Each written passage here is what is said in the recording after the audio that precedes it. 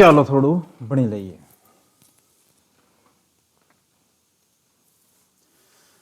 નમસ્કાર વાલા વિદ્યાર્થી મિત્રો.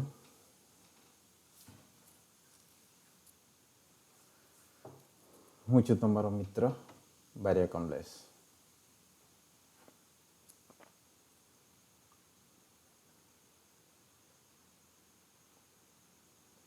આજે આપણે ધોરણ 6 ગણિતમાં પ્રકરણ 3 સંખ્યા સાથે રમત એમાં સ્વાધ્યાય 3.5 દાખલો 6, 7, 8, 9, 10, 11 અને 12 જોઈએ.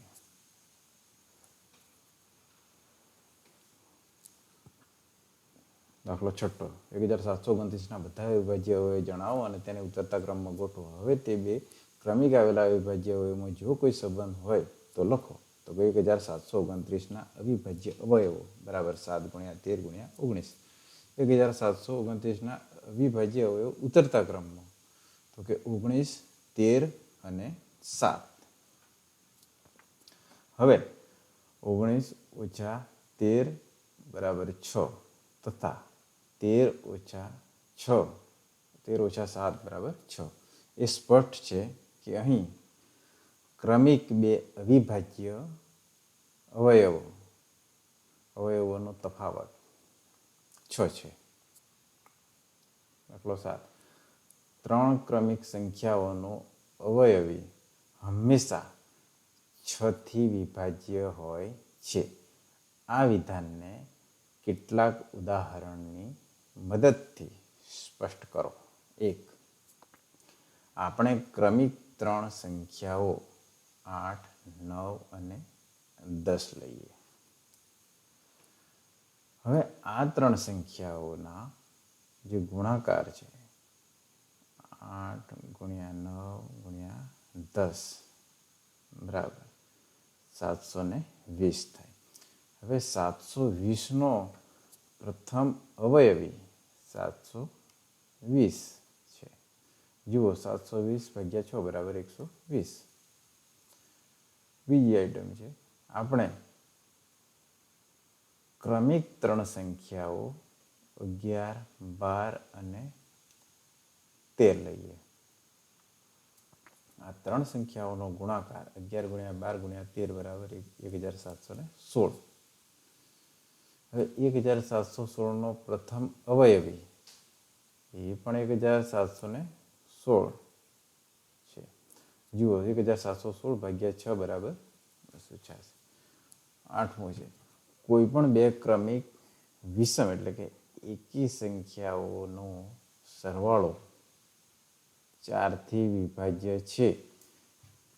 કેટલાક ઉદાહરણની મદદથી આ વિધાન સ્પષ્ટ કરો. હવે આપણે ક્રમિક બે વિષમ એટલે કે એકી સંખ્યાઓ 11 અને 13 લઈએ. જુઓ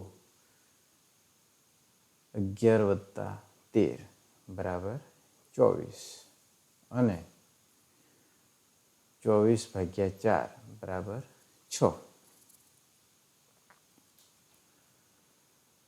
આપણે ક્રમિક બે વિષમ એટલે કે એકી સંખ્યાઓ 29 અને 31 લઈએ. જુઓ 29 + 31 બરાબર 60 અને 60 / 4 બરાબર 15. આમ ક્રમિક બે વિષમ સંખ્યાઓના સરવાળાને હંમેશા 4 વડે ભાગી શકાય છે. દાખલો 9 કે નીચેનામાંથી કઈ સંખ્યાઓમાં અવિભાજ્ય અવયવો કયા છે? એ 24 બરાબર 2 × 3 × 4. બી છે 56 - 7 × 2 × 2 × 2 56 બરાબર. હવે સી છે 70 બરાબર 2 × 5 × 7 અને ડી છે 54 બરાબર 2 × 3 × 9. હવે જવાબ જોઈએ આપણે. પહેલો એનો કે 24નો 24 બરાબર 2 ગુણ્યા 3 ગુણ્યા 4.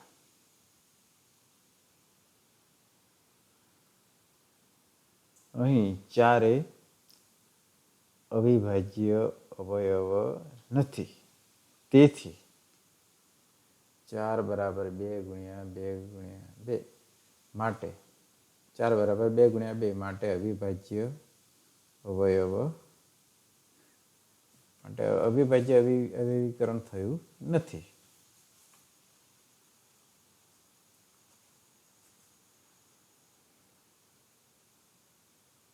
છપ્પન બરાબર 7 ગુણ્યા 2 ગુણ્યા 2 ગુણ્યા 2. અહીં 7 અને 2 બંને અવિભાજ્ય અવયવ છે, માટે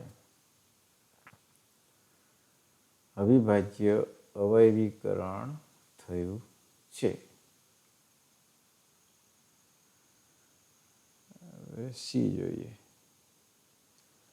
70 બરાબર 2 ગુણ્યા 5 ગુણ્યા 7.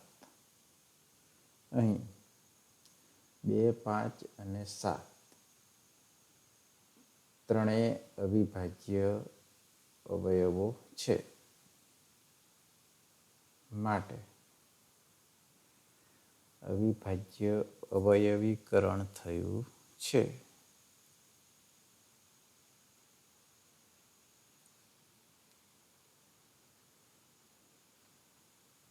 હવે ડી. 54 બરાબર 2 ગુણ્યા 3 ગુણ્યા 9. અહીં 9 એ અવિભાજ્ય અવયવ નથી, માટે 9 બરાબર 3 ગુણ્યા 3 માટે અવિભાજ્ય અવયવીકરણ થયું નથી.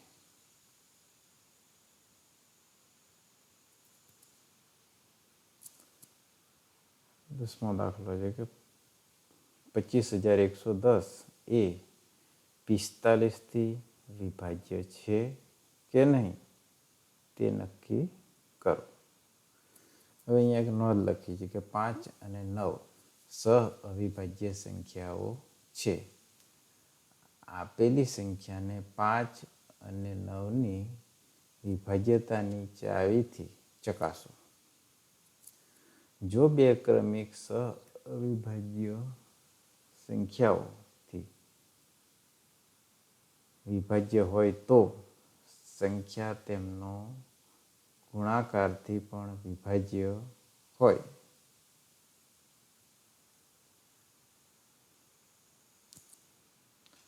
હવે જુઓ 45 બરાબર 5 ગુણ્યા 9, જ્યાં 5 અને 9 એ સહ અવિભાજ્ય સંખ્યાઓ છે.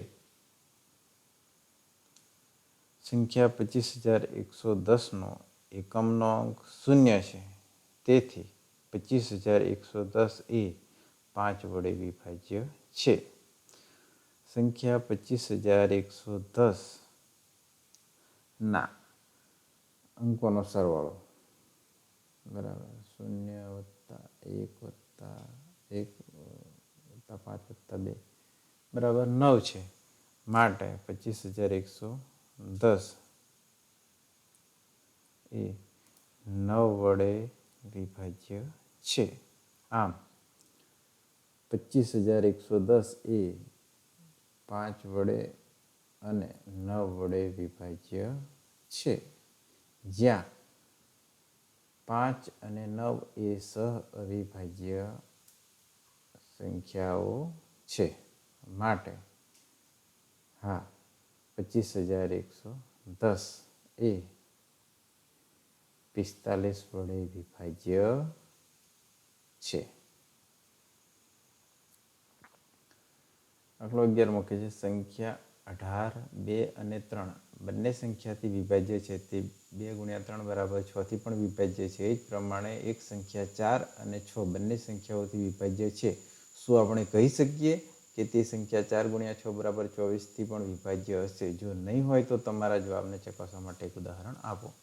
તો આપણે એક ઉદાહરણ આપીએ કે આપેલી સંખ્યા 2 સહ અવિભાજ્ય સંખ્યાઓ વડે વિભાજ્ય હોય તો તેમના ગુણાકાર વડે સંખ્યા વિભાજ્ય હોય. હવે અહીં 2 અને 3 એ સહઅવિભાજ્ય સંખ્યાઓ છે, માટે 18 એ તેમના ગુણાકાર 2 ગુણ્યા 3 વડે એટલે કે 6 વડે વિભાજ્ય છે. હવે 4 અને 6 એ સહઅવિભાજ્ય સંખ્યાઓ નથી, માટે સંખ્યાને 4 અને 6ના ગુણાકાર 4 ગુણ્યા 6 વડે એટલે કે 24 વડે વિભાજ્ય નથી.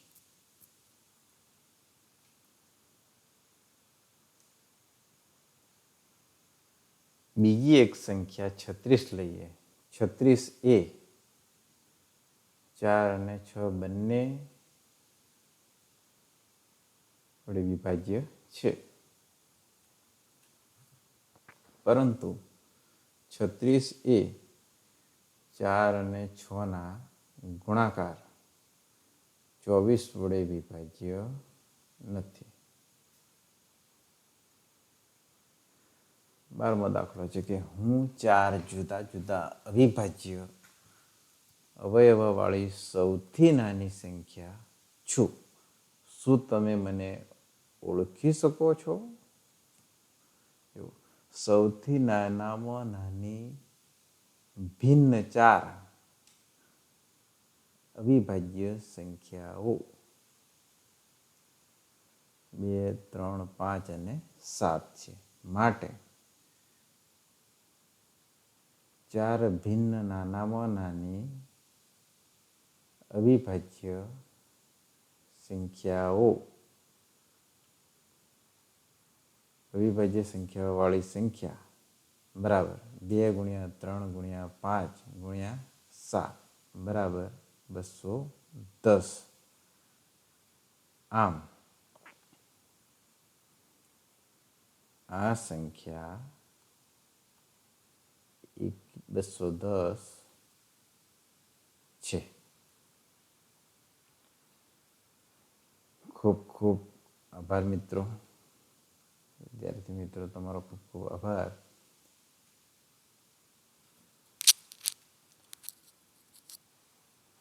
જો તમે મારી એજ્યુકેશનલ વર્ક ચેનલને સબસ્ક્રાઈબ ના કરી હોય તો કરી લેજો અને લાઈક પણ કરજો અને બીજા તમારા મિત્રોને પણ શેર કરજો. આભાર.